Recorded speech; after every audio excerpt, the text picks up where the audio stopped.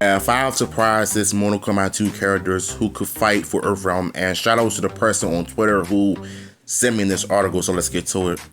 Fans are excited for Johnny Cage's introduction in Mortal Kombat 2, but there is a chance other new fighters will fight for Earthrealm.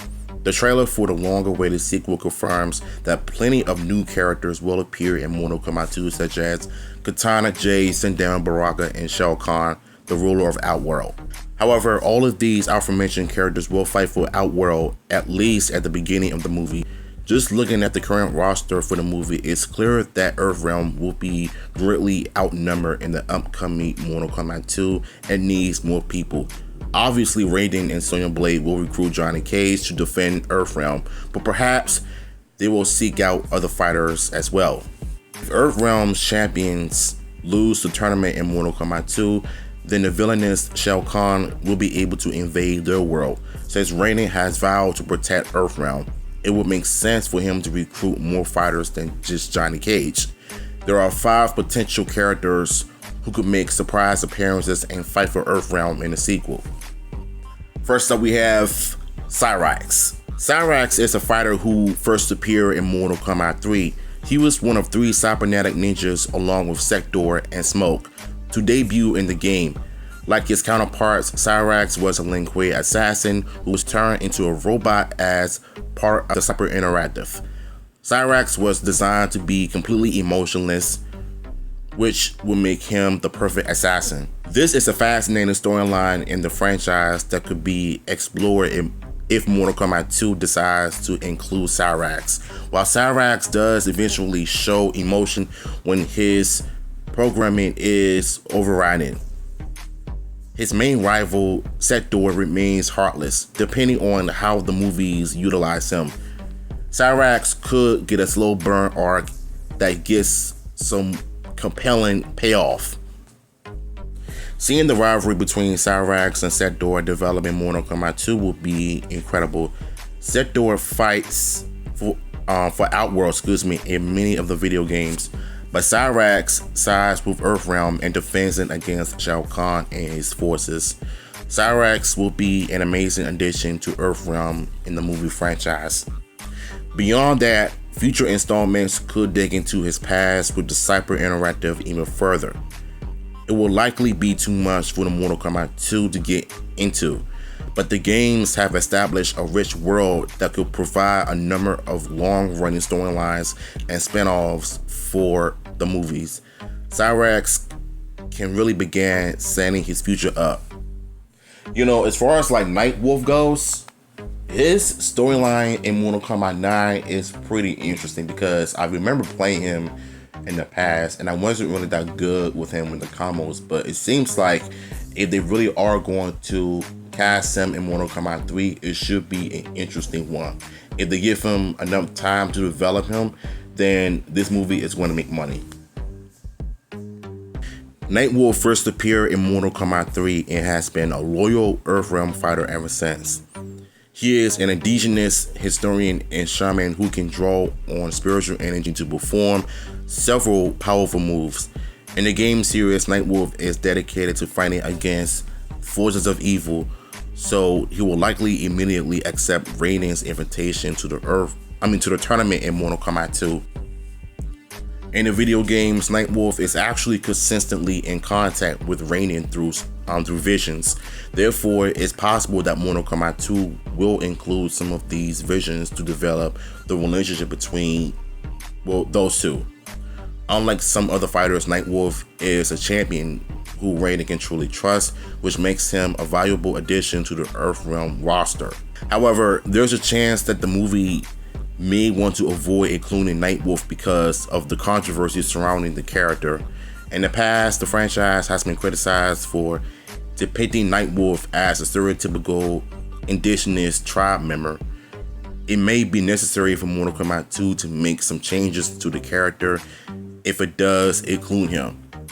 I don't think they need to change the character, just keep him the way it is. Forget what the woke mob had to say about being offended about certain characters that represents, how they were in the games. Let them cry about it. You don't have to pretty much change who Nightwolf was in Mortal Kombat 3 and the history of Mortal Kombat when you can literally just keep him the way he is.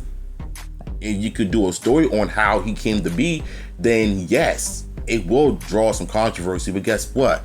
That's what telling the story is. You don't need to change what made Nightwolf great, iconic in the first place.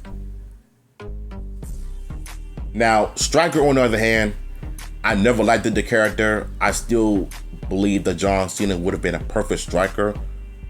In the movies, yeah, but I don't think I like him in the games because he's just a bad character in my opinion. Based on the trailer, it seems like Johnny Cage will have no powers in Mortal Kombat 2. Most likely, he will eventually unlock his Arcana and become much stronger. But before this happens, he seems to be handling his own against powerful enemies like Baraka and Noob Saibot. In the meantime, perhaps Mortal Kombat 2 will introduce another character with no meta-human powers. Basically, introduce Curtis Stryker, who first debuted in Mortal Kombat 3.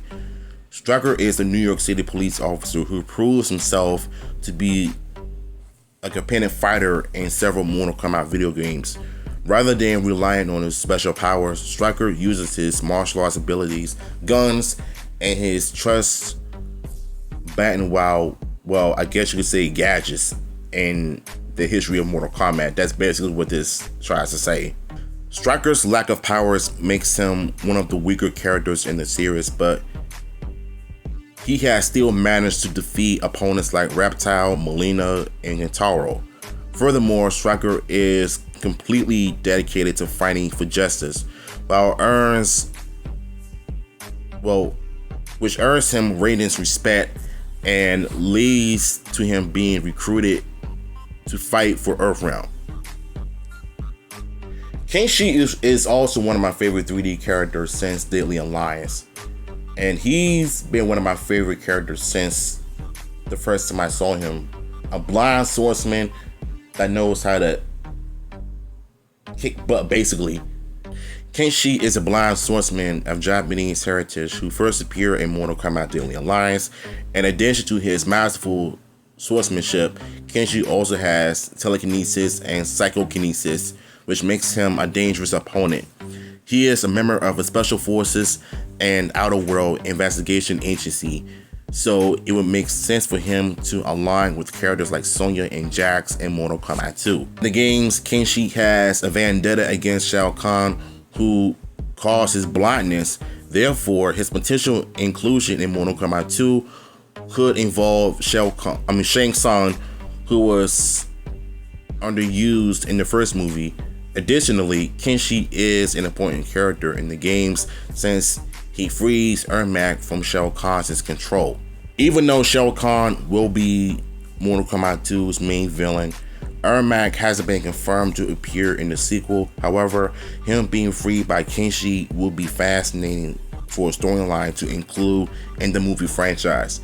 Kenshi is a fighter who would remain loyal to Earthrealm, and his inclusion could see some huge storylines for future movies. Though our third Mortal Kombat isn't yet confirmed, producer Tom Garner has said he and the other creatives envisions additional installments, including Kenshi in the second film. Could be a great way for setting up the next few movies, sneaking in references to what lies ahead for him. After going by the name Sub-Zero in the first movie, it has been confirmed that Bi-Han will return from the dead in Mortal Kombat 2. Bi-Han will be revived by the Wraith ninja known as Noob Saibot. The trailer for Mortal Kombat 2 actually shows Scorpion and Noob Saibot fighting, confirming that their bitter rivalry will continue. However, in addition to Noob Saibot, it's possible that Mortal Kombat 2 will include Kuan Yin, who could become the new Sub-Zero. Kuan Yin is Bi-Han's little brother who dons the Sub-Zero costume after his death. In the second Mortal Kombat game, Kuan Yin enters the tournament with the goal of getting revenge against Scorpion for the death of his brother.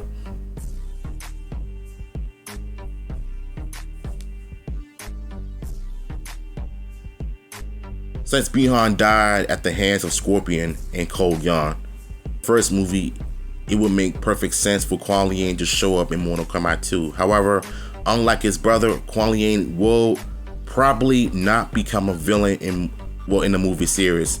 His rivalry with Scorpion could potentially continue, but Kuan Yin would likely be on good terms with Earthrealm champions. In fact, in the games, he strongly opposes the Cyber Interactive and is not afraid to stand up to major villains like Shao Kahn.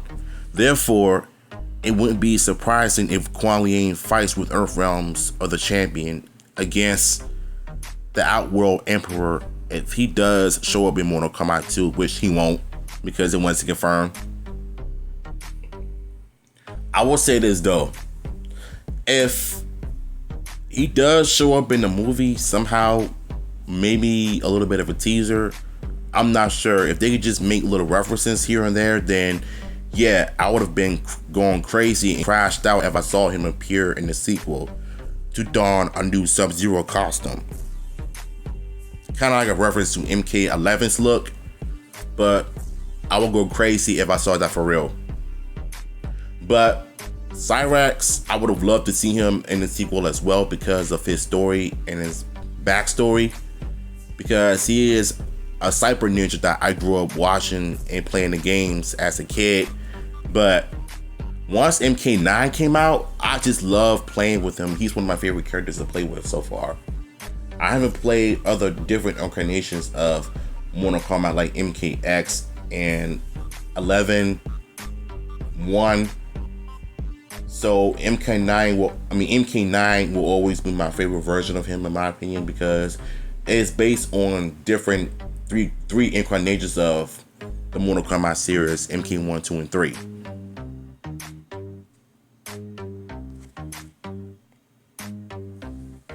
Thoughts on it? I really do believe that Cyrax and Kuan Yin and Kingshi would have been the perfect choices to cast in the sequel. I would have loved to see it. So yeah, what are your thoughts on this? Link to the article will be in the description, and shout outs to the person who sent me this on Twitter.